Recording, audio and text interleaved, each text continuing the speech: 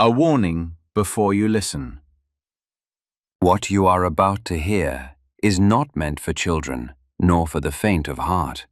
This is an unfiltered retelling of ancient myths, told as they were born, raw, violent, unsoftened. Expect scenes of brutality, curses that linger, betrayals that reshape fate, and a hunger for power that shows no mercy. These myths were never meant to lull children to sleep. They were forged in blood, shadow, and fire. So ask yourself, are you ready to hear them as they were first told?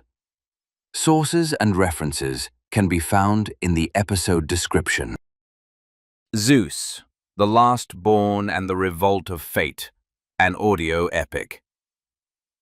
Prologue. When the mountains breathed thunder. In the beginning, there was no salvation, only a crime, not a bloody one, but a silence shoved deep into the earth's mouth so she wouldn't scream. It was an age when infants were slain in their cradles, when names were swallowed before they were ever spoken, and thunder itself was shackled in caves, as if the sky feared what might happen if it ever roared freely. Zeus was not born.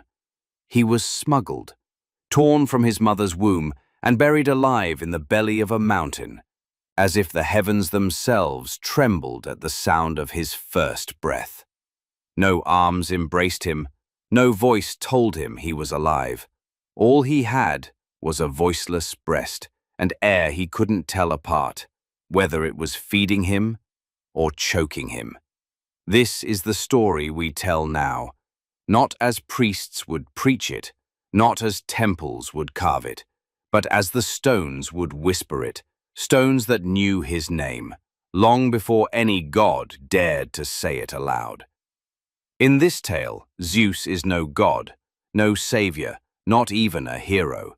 He is a wound that grows teeth, a wall that drinks milk, only to rise one day and shatter. Here, you will not witness war, but what comes before it. You will not hear the thunder strike, but how it learns, for the first time, to breathe, and to convince its body, you will not hide any more. These pages will not glorify triumph. They will trace the shadow of a child who became a cave to shelter himself, a boy who never learned to speak, but learned how to silence the world until it feared him. A child who didn't know how to ask, because he understood, far too young, that those denied everything are the ones who take it all. Zeus, the lastborn, is not the story of a new era. It's the story of the end of hiding, the tale of a thunderbolt raised underground, not to chase away the night, but to invent a new night, a darkness no one could sleep through. And so we begin, not from light, but from the shadow that was already ancient when light was born, from a breath after which nothing else could be said, from the moment earth decided to give birth to a god, not to crown him with glory, but because he was the glory. This is the story of Zeus before he was divine, before he was feared, when he was just a scar waiting to split time open and make it scream. In this epic, we do not tell of a god descending from the sky. We tell how a cave, cold and wet and unmerciful, made a god from milk, from stone, from fear. We tell how Zeus was raised in the bowels of the earth, not to escape fate, but to become it, from his first gasp in darkness to his final crawl out of the womb, from a baby hidden like a sin, to the thunder that returned to expose every age that dared silence him. We tell of his silence, growing sharp inside walls. We tell of his eyes, how they learned to hate, of his skin, how it memorized the shape of vengeance. This is not the story of Zeus. This is the story of the thunder before it strikes, of the curse before it speaks, of a crime that raised its own executioner.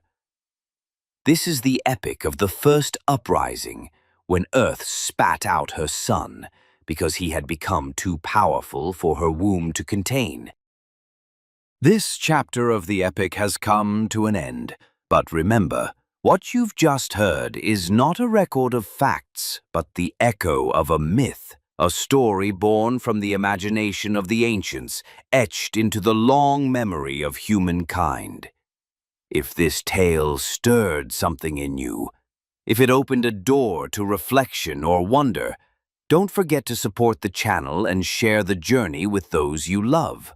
And in the comments, tell us which moment in this chapter struck you the most and why. We'll meet again in the next chapter of this audio odyssey through time. Until then, farewell.